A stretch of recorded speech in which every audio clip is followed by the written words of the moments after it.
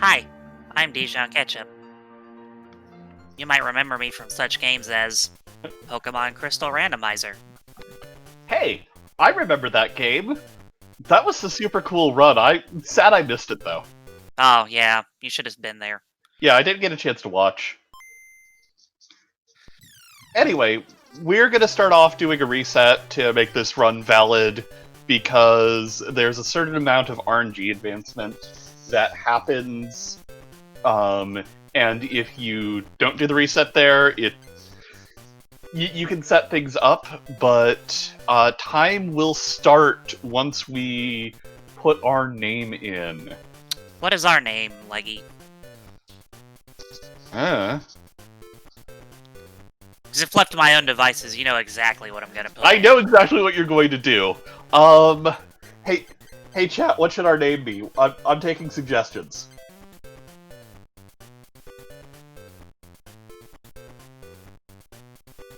We had the suggestion of "Hiya" with an exclamation point, so I'm gonna go with that one. Alright.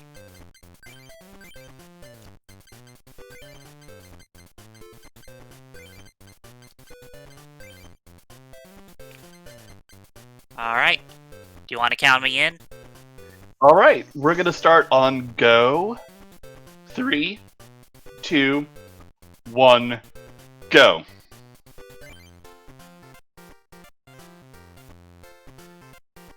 So this is the Pokemon trading card game.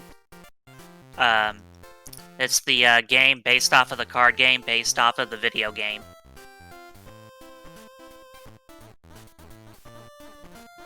We start off by mashing through some text, and we're coming up on the tutorial segment. The tutorial segment is by far my least favorite part of this run, because it takes like 8 minutes, and that's if you play optimally and do your menuing 100% correctly each time. It's just a pain to get through, which is why a lot of the categories in this game allow you to skip the tutorial and start from a file that's right after it, unless you're going for world record. Yeah. And even then, I think the actual current world record does start with the save file past the tutorial. Yeah, it's not very interesting. It's entirely scripted, and we're going to be following the directions exactly as they're written on the screen. Yeah, you also can't up the speed of the text and everything until after the tutorial, because you can't get into the menu. Which makes it even worse. When you're actually playing this game normally, you're usually able to mash through text a lot faster, but we can't actually go in and modify the text speed until we're done here. Mm-hmm. So getting out of this tutorial as quickly as possible is going to be one of the big speed strats we really want to be able to do, because, oh my god, this text is slow. Yep. So, if you don't know the Pokemon trading card game, you need to attach energy cards to your Pokemon in order for them to attack. So, that's what we're learning this turn. I'm just trying to figure out what to say here, because, like, this tutorial is... Yeah, let's look at our... kind of basic. It's really good... Wait, no, you have to go into your hand, Dijon. But I don't want to do that. Okay, yeah, you've got some Pokemon that... Wait, what? What? No, it's fine. Don't worry about it. So, what Dijon did there was a glitch that was discovered only a few months back in this game, where by pressing down an A on the right screen in the same frame, the battle instantly ends. And it takes the results of whatever your last battle was, but since we hadn't fought any other battles before, it just defaults to being a win. Yeah, the default variable is win. So, right. Who likes faster text? I do. At this point, all we're going to do is we're going to go in, we're going to turn off all the animations, turn up the text speed, and then we're just going to glitch our way through every single duel we have to do in this game.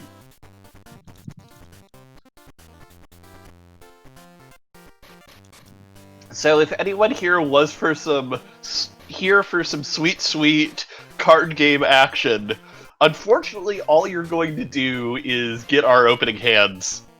Also, I'm gonna save just because I have hard locked this game before using this. It can happen.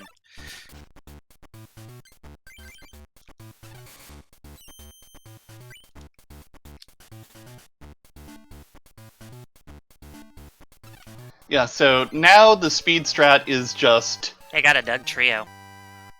play a single Pokemon card if possible, so that you get into the actual battle as fast as possible, perform the glitch, and also hope you win the coin toss on most of these so you don't have to wait for your opponent to take their turn. Yeah, the reason you pick the Bulbasaur and Friends deck on this this category is because it has it doesn't have Pokemon that start with 30 HP like some other. I don't know why I went up there. Nikki's not there yet. Yeah, so really, we picked our starter deck purely because of how bulky all of our basic Pokemon are. Yeah. We're not going to be doing any modifications. We don't need to. We could just look at our cards funny and we win.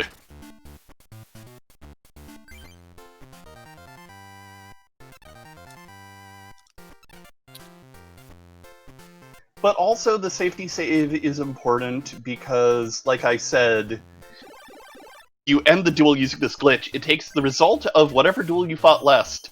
So if we ever lose a fight for whatever reason, if we somehow randomly get one-shot by the opponent, then we might need to reset in order to have our win streak going again. That one really didn't want to...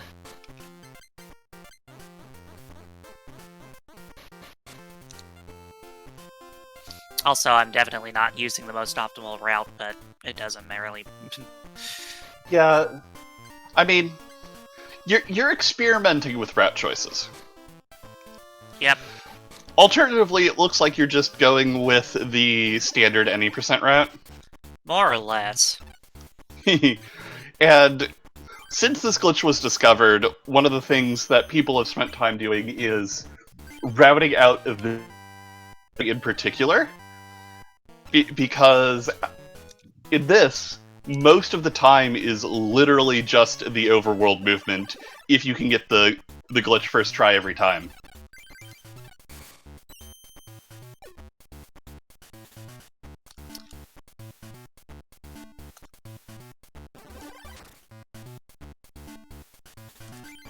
Sometimes it's more cooperative than others. Hey, item finder.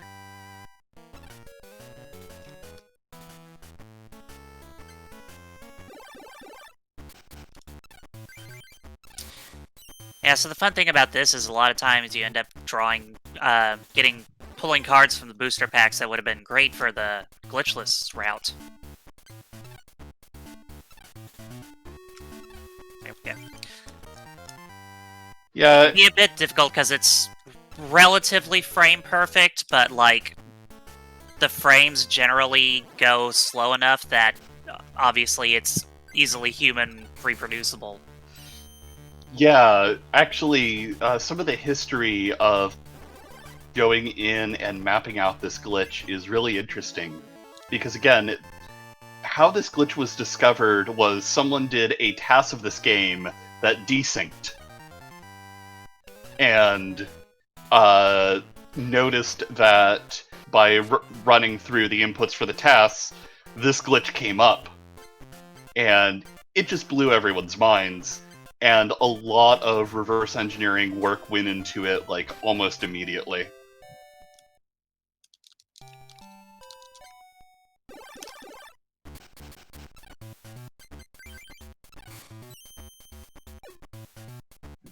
Yeah, but to move past this game as, you know, this amazing set of glitches and to the Pokemon card game, for those of you who are familiar with the actual paper back in the day, this game is based off of the first three sets.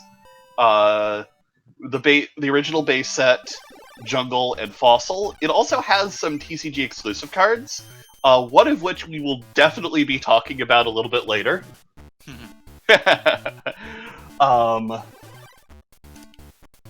And so if you did play the original releases of the TCG back in the day, you'll find this game super familiar and nostalgic.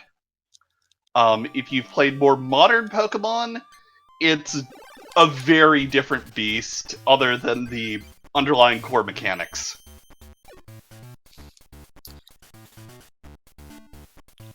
Yeah, this game also has some promo cards from the day.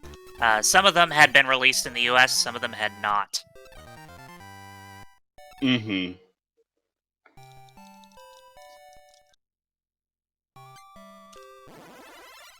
Yeah, the physical game has gone under a lot of changes. Like, for instance, even early on, once we started getting into the card game sets based off Gen 2, they introduced held items into the game. I think there's 4 new energy types that aren't featured in this game that are in the TCG today. Yeah, there was no fairy type card. There was no steel, dark. Isn't there dragon now in the actual card game? I believe a dragon type energy has been introduced. Yeah, dragon was colorless at the time, but also, like, at the time, there were 3 dragon type Pokemon and they were all from the same line.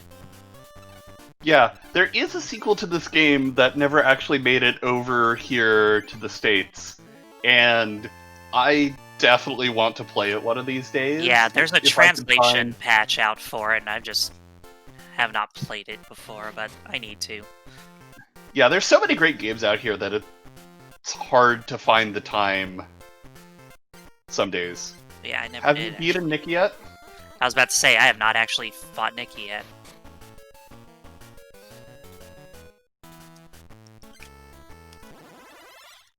But yeah, I believe the second one adds in the Team Rocket set.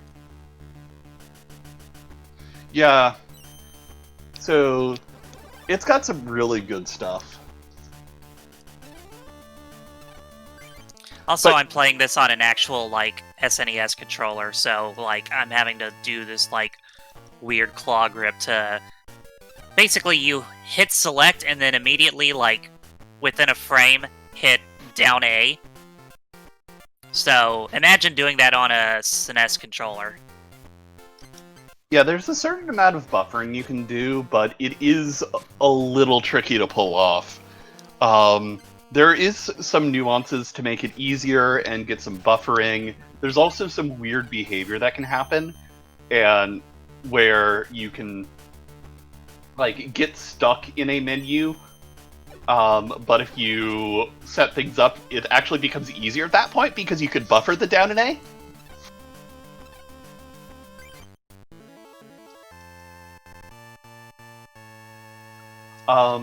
And for those of you who aren't familiar with the glitchless version of this game, it is a lot of super interesting and super fast menuing and making a lot of decisions on the fly as you're dealing with just the randomness of a card game coming at you. There's a lot of strategy around, okay, here's the cards I opened, here's, my basic core set of things I want to include, but oh, I only got so many of, the really good versus not. How can I build through this Rock Club? Rock Club, right. I was like, do I have enough badges for Isaac yet? I don't know. I should probably pay more attention to... Yeah.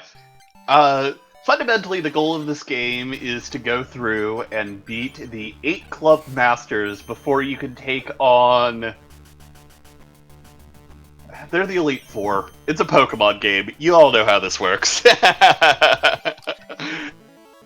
And then, we face our rival in the final thing. Your rival who's just some guy who doesn't like you for no reason.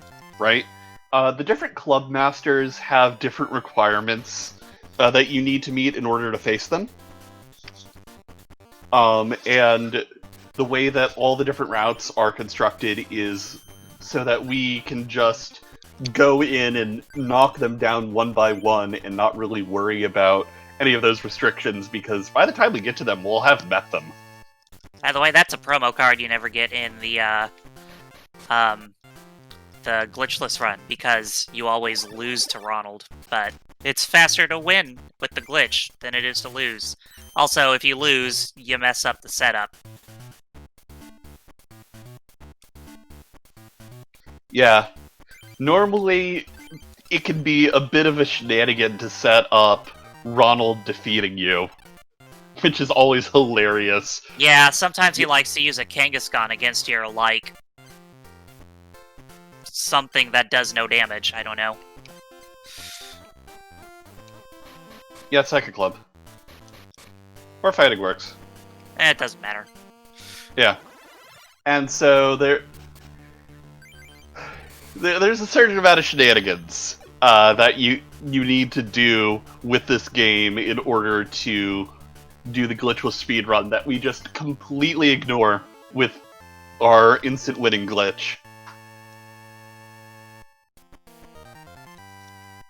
This is some exciting Pokemon card gameplay.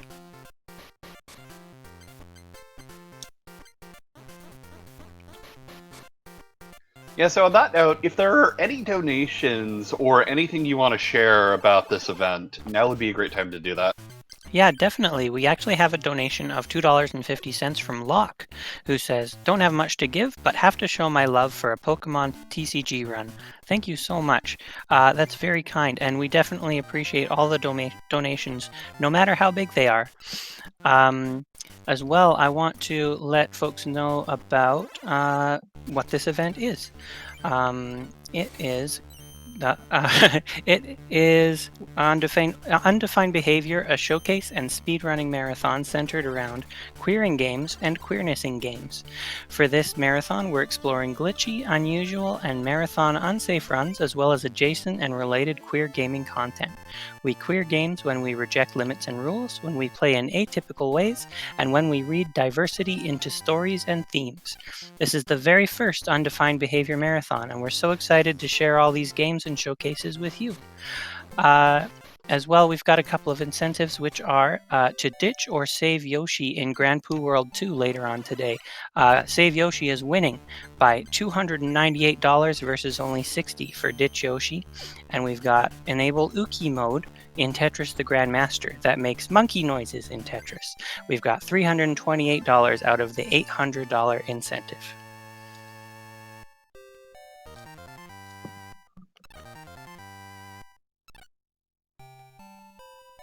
Yep, so that was the last club leader, which means now we can challenge the Elite Four. That's not actually called the Elite Four, but I forget what they're called.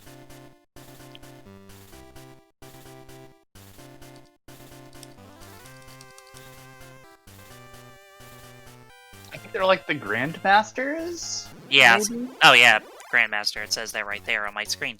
Oh, hey! Yeah, I just saw it too. Thanks, Courtney. So, all of the Grandmasters have Pokemon that have, for those of us who play Magic, what are known as Enter the Battlefield effects. Courtney's Moltres lets her draw 3 Fire Energy out of her deck. Coming up next is the worst fight in this against Steve. Scuba Steve's legendary Zapdos has the effect that when it gets placed on the bench, it does 30 damage to a random Pokemon that ignores weakness and resistance. It will one-shot HP that you play. Which is why we pick the Bulbasaur deck, because there's nothing that starts with 30 HP.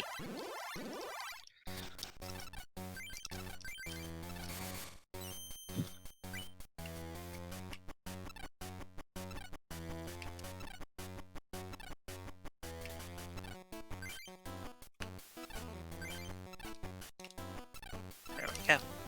That one was being a bit of a pain. Alright, here's the last Grandmaster.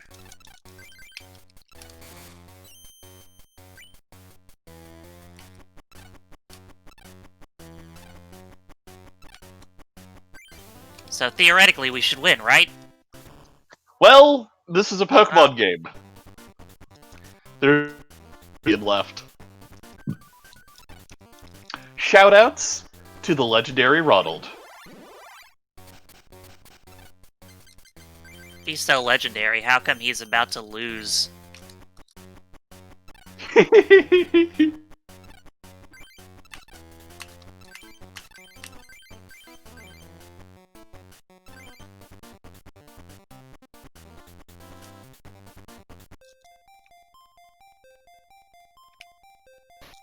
Time's gonna be coming up in just a moment. We're gonna mash through all of these cards that are showing up. We're gonna go back to the overworld screen, and then it will fade to white. So it'll be very, very soon.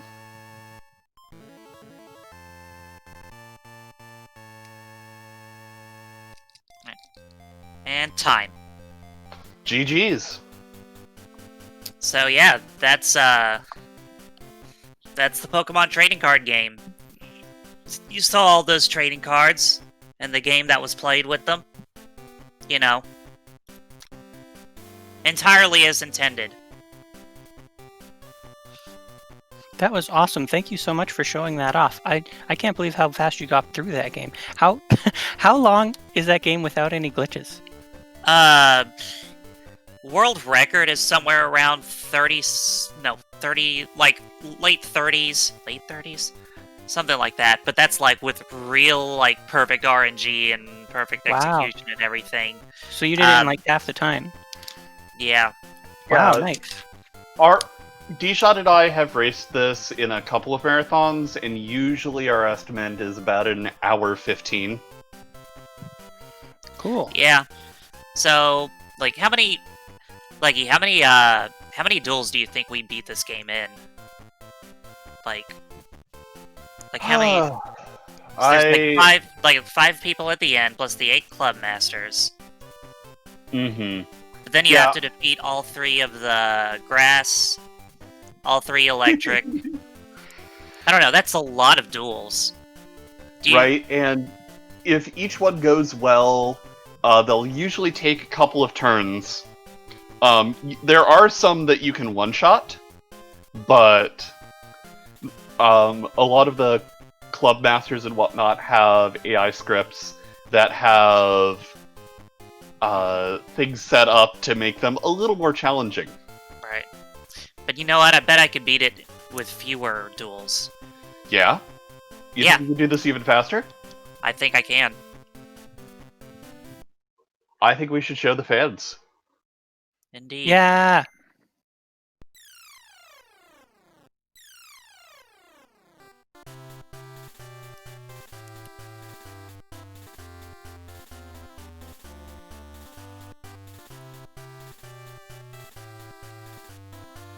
Alright, let me know when you're ready. Hey chat, what should we name ourselves this run? Do you have the option to put hearts in your name? Because you could just be all hearts. Unfortunately, no. Aw, darn.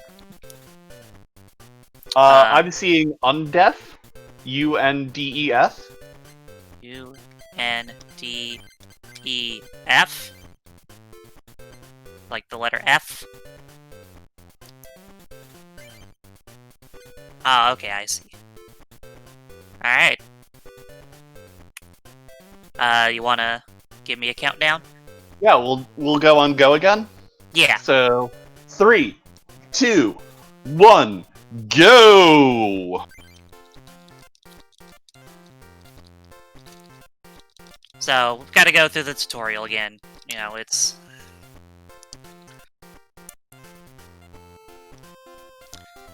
not the most glamorous part of this.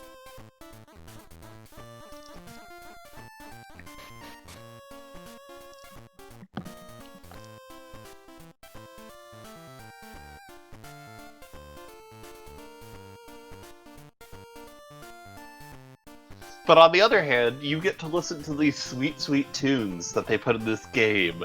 Like, what I will say is that this game's soundtrack did not have to go this hard, and yet they did. Yeah, I mean, like, at that time, Pokemon was basically like a license to print money.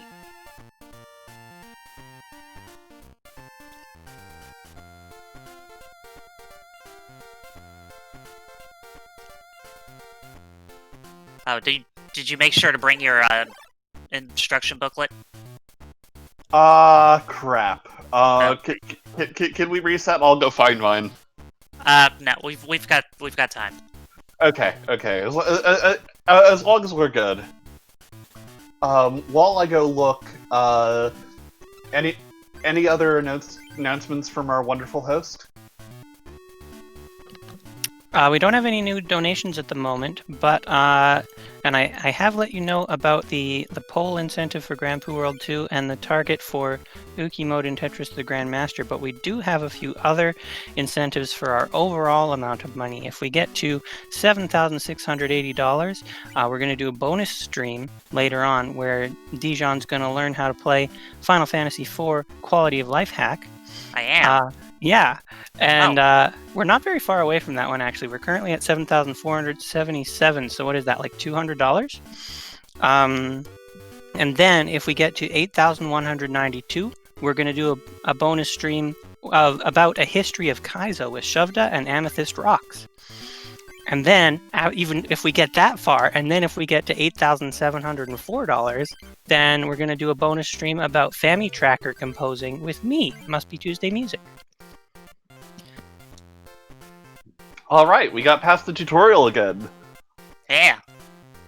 So, now what are we gonna do? I think we're gonna pick a different deck this time. Okay. Yeah, we're gonna try and go faster. Like, the Bulbasaur and Friends deck is tanky, but it's not exactly powerful. So, which deck are we gonna pick? We're gonna take Squirtle. Heck yeah! In the glitchless speedrun, we take Charmander and Friends, so that's all three starter decks represented. Yep. Alright. So we're gonna do our config again, because obviously it's faster. But yeah, see? We've got a pretty good deck here, you know?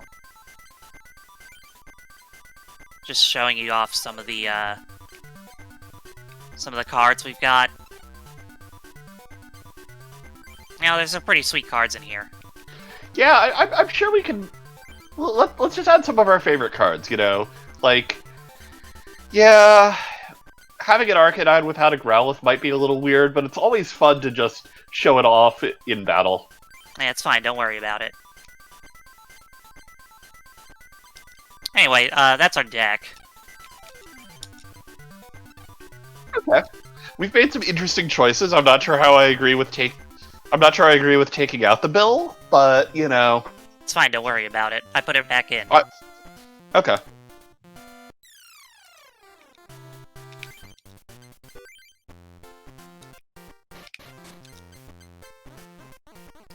Alright.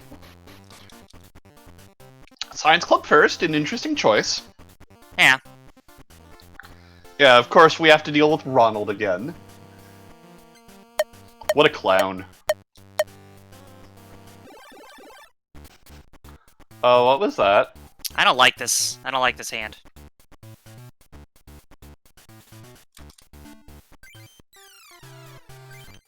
Alright.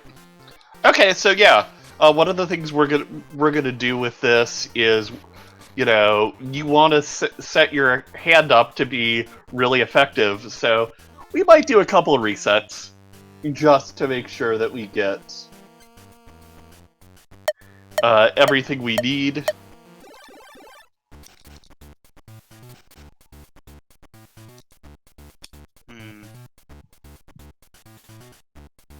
This is a hand. It really is. Ugh. I don't like this. I don't like it at all. Alright.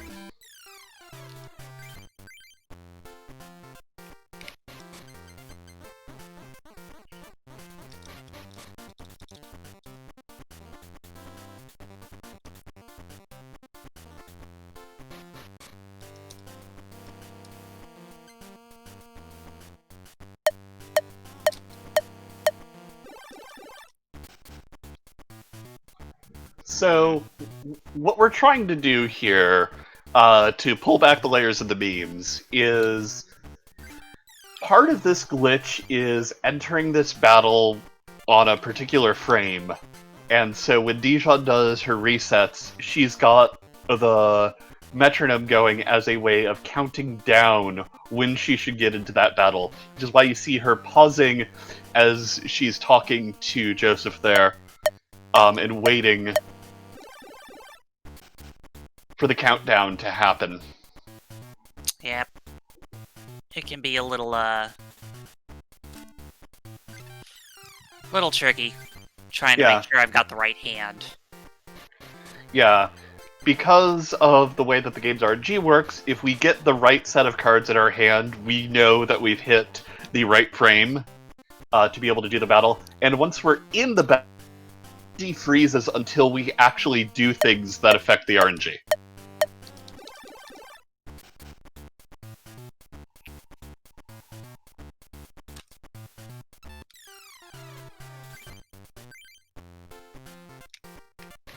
So, Dijon? Yes. What hand are we looking for?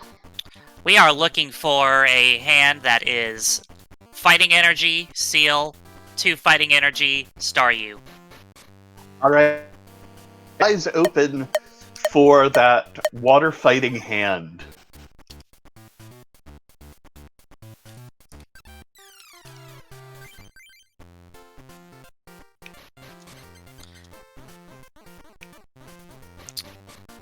So, as with most frame-perfect things, this can be kind of tricky.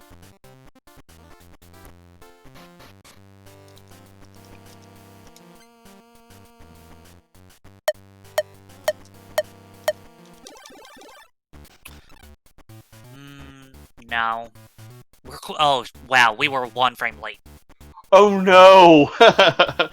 Yeah, one of the other things that we have are notes that say, like, if you're within a few frames, the game will give you... We have the notes on what your hand will be in those cases.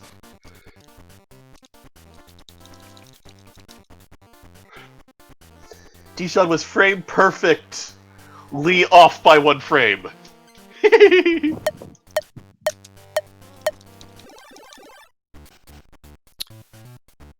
Ooh. That's not the right fighting type hand at all. Oh no. I don't even know how many frames off that was.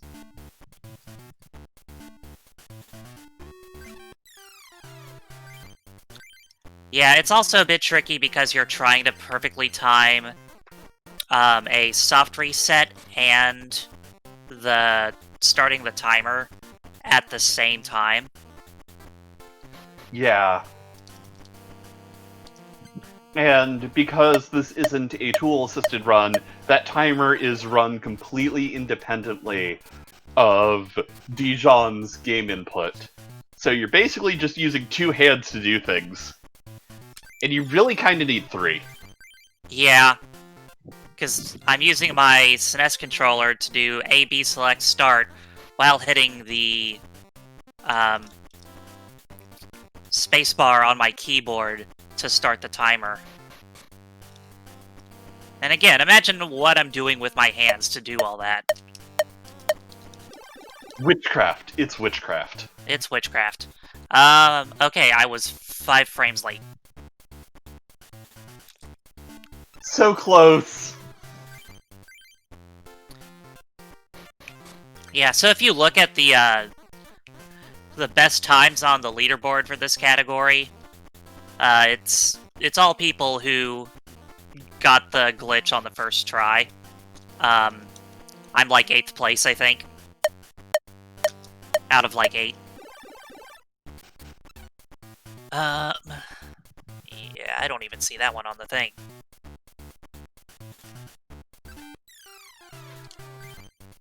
And if we're getting to a point where we need to, like, cut this off, just let me know. Because it's obviously not perfect, and there's no telling how many tries it's going to take me to actually get it.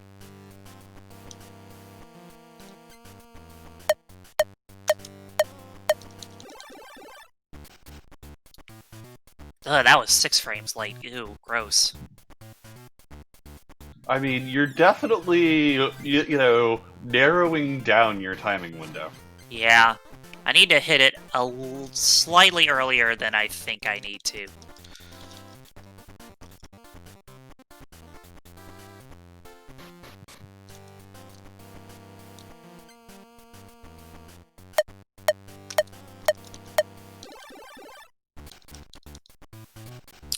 Okay, well that was not it.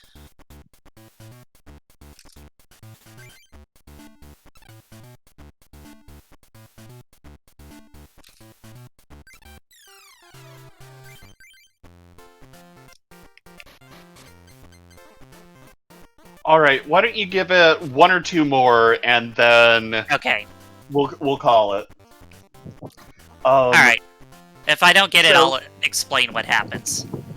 Yeah, so for those of you who are interested in this run, you'll notice that this particular glitch is very tricky, but the one that Dijon did previously is actually fairly safe. Yeah, that one glitch that I was doing on the previous run, while it is technically frame perfect, the frames aren't as, like, picky as this frame is. So you can be pretty easily if you just kind of, like, practice with it. Yeah, but anyway, after this one, I think we can Yeah. do one more. One more attempt? Because this Yeah. was 6 frames late. Alright, let's go one more. Everyone send Dijon your energy, and then, unfortunately, we're gonna have to wander off. Yeah.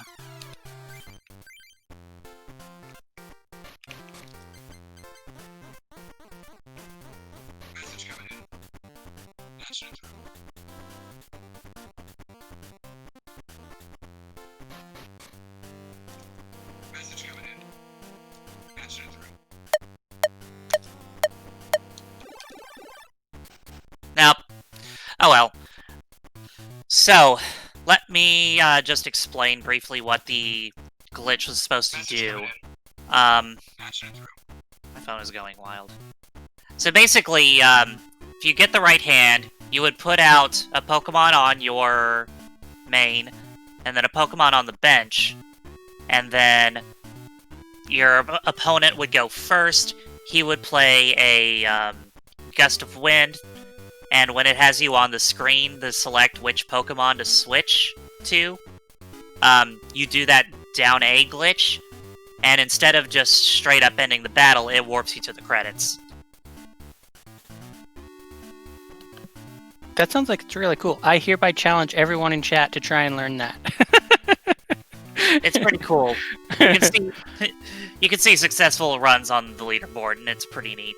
Nice. Well, that's the nature of a marathon where we do unsafe runs. So thank you so much for demonstrating those things for us. Yeah. The next thing we're going to do is another thing that's not on the schedule. We're going to watch a sketch stream from Seraph4. So keep tuned for that, and we'll be back real soon.